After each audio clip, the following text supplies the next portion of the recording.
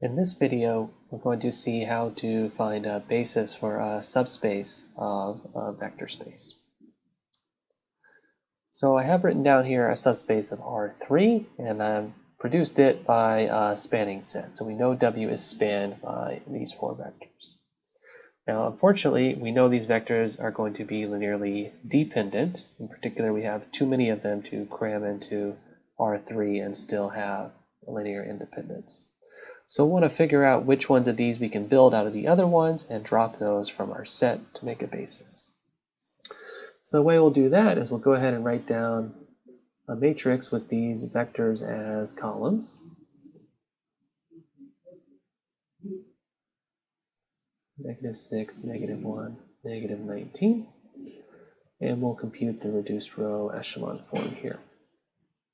So I've typed this into Wolfram Alpha ahead of time for convenience. And this produces the vector 1, 0, 2, 3, 0, 1, -1, -4, and 0, 0, 0, 0.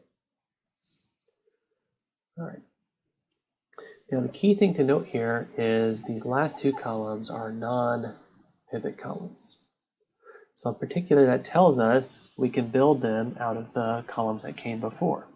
So that third column we can produce by taking 2 of the first column and -1 of the second column. That fourth one we can produce by taking 3 of the first column added to -4 of the second column. So those ones are redundant vectors. We don't need them. We can build them out of those first two vectors. So if we drop them out, we're going to still span the same subspace. But if we drop both of them out, the resulting set will be linearly independent. So we'll write down those two vectors that correspond to our pivot columns, 2, 1, -1, and 3, 1, 4. So this set is a basis